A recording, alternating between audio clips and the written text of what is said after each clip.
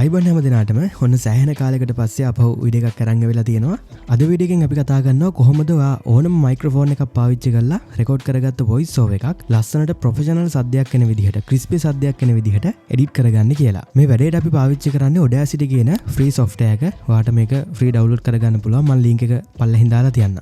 මුලින්ම අපි මෙහෙම software එක open කරගන්නවා. ඊට පස්සේ ඔයාගේ audio file එකක් හරි කිහිපයක් හරි තියෙනවා නම් ඒ ඔක්කොම files ටික මෙතනට Audacity එකට open කරගන්න.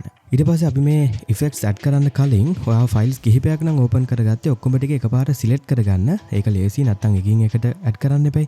ඔයාට ඒකට කරන් තියෙන්නේ command A එහෙම නැත්නම් control A press කරන එක keyboard එකේ. එතකොට මේ ඔක්කොම ඔයා දාගත්ත audio layers ටික එකපාරට select වෙනවා. ඊට පස්සේ ඔයා මුලින්ම කරන්න ඕනේ උඩ මෙතන effect කියලා එකක් තියෙනවා මෙතනට යන්න.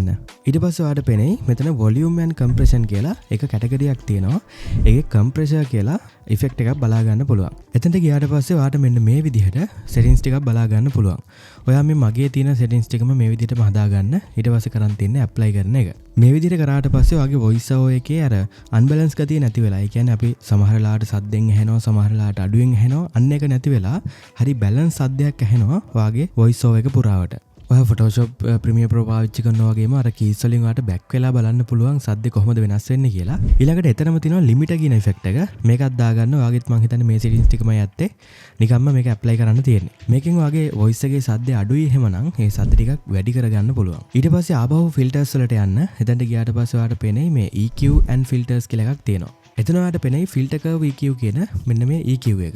ඒකට ගියාම ඔයාට මෙතන උඩින්ම තියෙනවා presets and settings කියලා එකක්. එතනට ගියාට පස්සේ ඔයාට පෙනෙයි factory presets කියලා තියෙනවා. presets ගොඩක්. මෙතනින් තමයි අපි මේ අපේ voice එකේ සද්ද ලස්සනට හදාගන්නේ. මුලින්ම ඔයාට කරන් තියෙන්නේ මෙතන මේ තියෙන bass boost කියන preset එක දාගන්න එක. මේක දාලා apply කරාට පස්සේ ඔයාගේ voice එකේ අර treble ගතිය වැඩි නම් bass අඩු නම් ඒක නැති වෙලා bass ගතිය ටිකක් වැඩි වෙලා හරි ලස්සන සද්දයක් එනවා.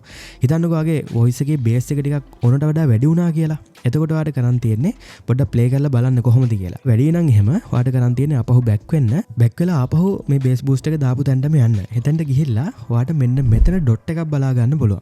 මේ ඩොට් එක ක්ලික් කරලා මේක ටිකක් පල්ලෙහාට ගේන්න මේ ලයින් එක දිගේම. එහෙම යවන්න එපා. එතකොට සද්ද වෙනස් වෙනවා. එහෙම පල්ලෙහාට ගෙනල්ලා ඇප්ලයි කරලා බලන්න දැන් කොහොමද සද්ද කියලා. ඔයාට හැම ප්‍රීසෙට් එකෙම මේ විදිහට ඇඩ්ජස්ට් කරගන්න පුළුවන්. ආපහු ෆිල්ටර් කර්ව් එකටම යන්න. එතනට ගිහිල්ලා මේ පාර අපි ඇඩ් කරන්නේ ට්‍රිබල් බූස්ට් එක. මේකෙදි වෙන්නේ ඔයාගේ වොයිස් එකේ ට්‍රිබල් ගතිය වැඩි වෙන එක.